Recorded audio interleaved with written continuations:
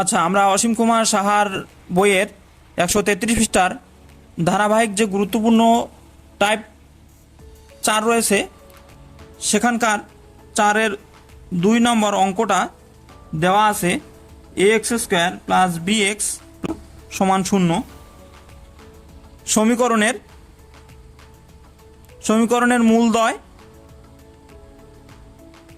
মূলদ্বয়ের অনুপাত দেওয়া আছে m অনুপাত n। তাহলে প্রমাণ করতে হবে √m/n যোগ √n/m যোগ √b/a সমান 0। তো তোমরা যারা এইচএসসি 24 ব্যাচ এখনও ঠিক করতে পারতেছো না যে কোন বহুপদীর কোন অংশগুলো আমরা বেশি বেশি অনুশীলন করব, তো তোমাদের জন্য আমার পরামর্শ হচ্ছে অসীম কুমার সাহার বইয়ের টাইপ 4 থেকে প্রশ্নগুলো রয়েছে সেই প্রশ্নগুলো কিন্তু বিভিন্ন বোর্ড পরীক্ষায় একই টাইপের অঙ্ক এসে থাকে, অর্থাৎ টাইপ একই হয় কিন্তু মানের ভিন্নতা হতে পারে, সেটা কোনো বিষয় না। আমরা যদি টাইপটা শিখতে পারি তাহলে অবশ্যই আমরা যে কোনো ধরনের অঙ্ক সমাধান করতে পারবো। তো ধারাবাহিকভাবে অসীম কুমার সাহার বইয়ের 4-এর 2 নম্বর অঙ্কটা এখন আমরা সমাধান করব। তো চলো আমরা অঙ্কটা সমাধান করি। তো আমাদের একটি বহুপদী অর্থাৎ দ্বিপদী সমীকরণ দেওয়া আছে এবং মূলদ্বয়ের অনুপাত দেওয়া আছে m অনুপাত n।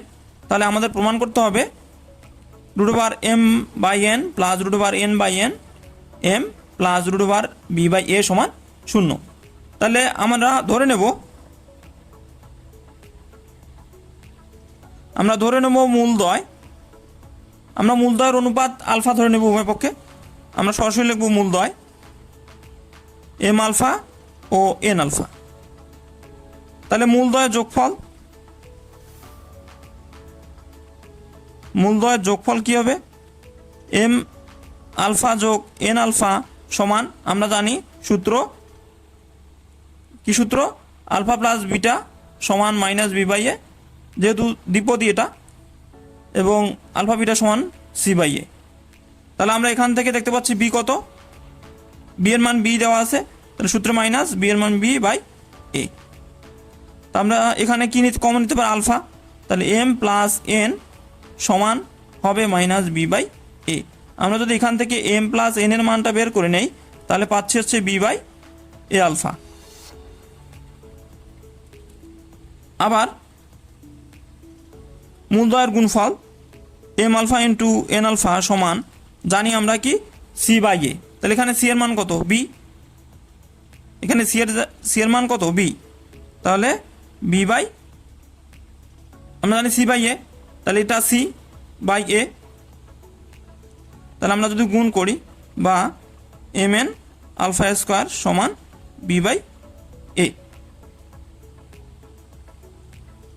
তাহলে আমরা এখান থেকে mn এর মানটা বের করে নেই, mn সমান b/a আলফা স্কোয়ার। তাহলে আমাদের প্রমাণ করতে হবে কি? আমাদের এই অংশটা প্রমাণ করতে হবে। তাহলে আমরা বাম পক্ষটা লিখে নেব, অর্থাৎ লেফট হ্যান্ড সাইড সমান √m/n plus √n/m plus √b/a, অর্থাৎ এটা সমান 0, সেটা আমাদেরকে দেখাতে হবে।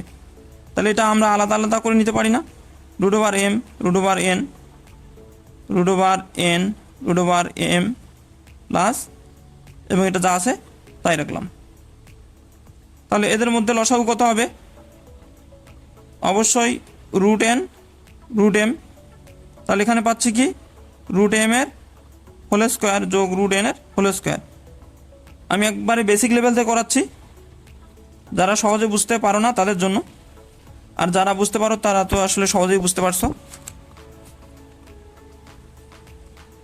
তাহলে এটাকে রুটের ভিতরে এমও আছে এবং এনও আছে, তাহলে আমরা একটা রুটের ভিতর নিয়ে এম নিতে পারি, এবং এখানে m এর উপরে √m এর উপরে স্কোয়ার মানে m প্লাস হচ্ছে n প্লাস √b/a। তাহলে আমরা এখানে মানগুলো বসাই দিই। m প্লাস n এর মান কত? -b/a alpha. তাহলে উপরে আমরা বসাই দেবো -b/a এ আলফা, এবং রুট ওভার এম এন এর মান কত, এম এন এর মান হচ্ছে b by a alpha square, b by a alpha square, যোগ আমরা এটা রাখবো বি বাই এ। তাহলে এখানে যদি আমরা উল্টাই দেই minus b by a alpha গুণ রুট ওভার আলাদা করে নিলাম a alpha square by root b যোগ root over b by a. তাহলে আমরা এই অংশটাকে এদিকে সাইডে লিখে নিই,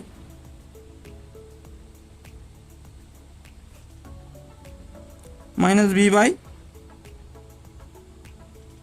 এ আলফা গুণ আমরা রুট আলফা রুটের ভেতরে, তাহলে আমরা এটাকে রুট এ লিখতে পারবো, এবং রুটের ভেতরে আলফা স্কোয়ার, তাহলে রুট আর স্কোয়ার কেটে যাবে, আলফা পাবো, এবং এখানে রুট বি পাবো, যোগ হবে রুট বি বাই এ।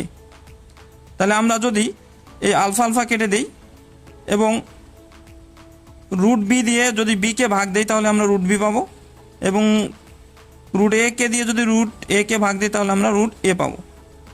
অর্থাৎ আমরা জানি যে রুট বি গুণ করলে বি হয়, তার মানে আমরা যদি বি কে রুট বি দ্বারা ভাগ দিই তাহলে আমরা রুট বি পাবো। তাহলে আমরা কি পাচ্ছি, মাইনাস এখানে উপরে থাকতেছে রুট বি, নিতে থাকতেছে রুট এ, যোগ রুট বি বাই এ। তাহলে এটাকে আমরা রুটের ভিতরে বি বাই এ লিখতে পারি, তাহলে এটা কেটে যাবে, তাহলে অ্যান্সার হবে 0।